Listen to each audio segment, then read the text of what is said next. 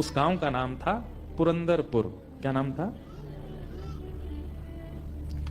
पुरंदरपुर में एक ब्राह्मण रहते थे। उच्च वशिष्ठ कुल में ब्राह्मण का जन्म हुआ। थे तो ब्राह्मण, शिखा सूत्र भी रखते थे, तिलक भी लगाते थे, लेकिन ब्राह्मणों जैसा स्वभाव नहीं था, केवल स्वरूप था। स्वरूप ब्राह्मणों का था पर स्वभाव वैश्यों का।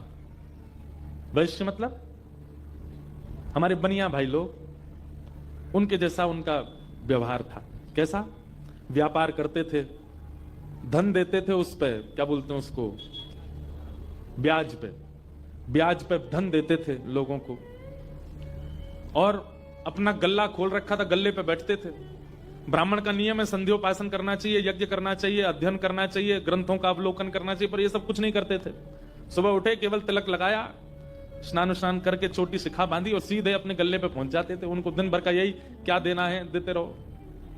और इन सबके साथ साथ महाकंजूस, खूब धनवान थे। भगवान की कृपा से उन पर ब्याज का इतना धन आता था कि वो पूरे पुरंदरपुर गांव को अकेले भोजन करा सकते थे।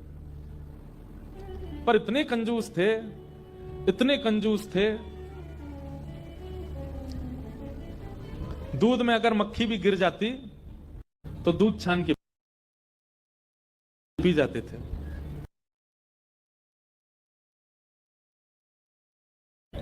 दूध का क्या बिगड़े, इतने कंजूस। और कंजूसाई की हद तो तब पार हो गई, उनकी पत्नी का नाम था सरस्वती देवी। क्या नाम था? तो सरस्वती देवी जो थी, उनके पिताजी ने इसीलिए ब्याह किया कि भाई ये विप्रदेव जो हैं बड़े धनवान हैं, बेटी खुश रहेगी हमारी। तो सरस्वती देवी का ब्याह हो गया। उनकी मां ने, पिता ने जितने गहने दिए, ब्याह के अगले दिन ही सवेरे सवेरे ब्राह्मण देवता उठे, देवी सुनो, सबरे गहने उतारो अपने। बोले क्यों? अरे देखो कितनी अच्छी नक्काशी की है इसमें, कितने अच्छे से तुम्हारे कुंडल बने हैं, कितने अच्छे तुम्हारे गले के हार बने हैं, हाथ के तुम्हारे बढ़िया कंगन कड़ूला, रोज पहनोगी तो घिस जाएंगे, उतार दो सबको। पत्नी ने भारी भारी सामान सब उतार दिए, कानों के कुंडल, नाक की बाली और गले का एक मंगलसूत्र रहने दिया। लेकिन पुरंदर, ये अपने ब्राह्मण देवता जो थे, इनको वो भी अच्छे नहीं लगते थे। रोज अपनी पत्नी को, क्यों इनको पहन के घूमती है, उनको दे दो, अंदर तिजोरी में रख दूं मैं। पत्नी कहती है तो सौभाग्य है, ये तो पहनने दिया कीजिए। महाराज कहते कहते 6 महीना हो गए, रोज टोकते। अब तो ये स्थिति में आ गए कि पत्नी के हाथ का भोजन नहीं करते थे। वो रोटी बनाती, बोले मुझे नहीं पाना, और अपनी दुकान पर जाके वो दुकान के बालक से कहते अपने घर से बनवा ला। दोनों भावना थी, एक तो नाराज थे पत्नी से कि गहने क्यों नहीं उतार रही है, दूसरा बढ़िया है घर का आटा बचेगा। इतने कंजूस।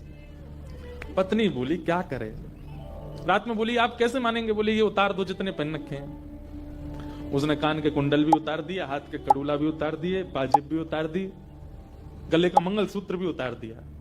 सब बिल्कुल कोरी हो गई बेचारी।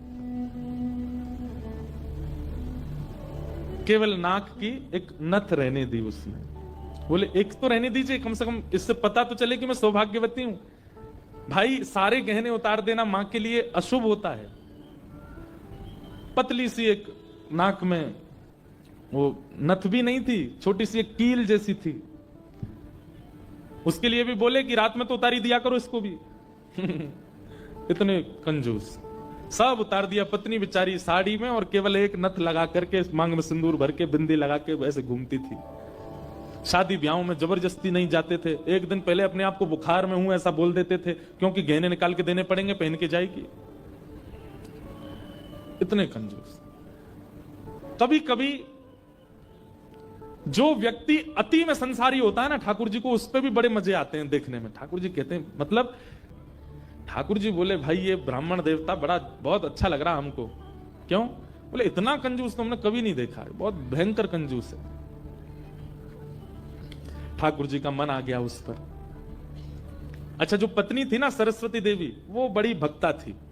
वो तो नाम जप भी करती थी, वो दर्शन करने के लिए भी जाती थी, लेकिन ये नहीं जाते थे उसके साथ। तभी ठाकुर जी का मन आ गया, इस पे तो इसको देखूं मैं एक बार।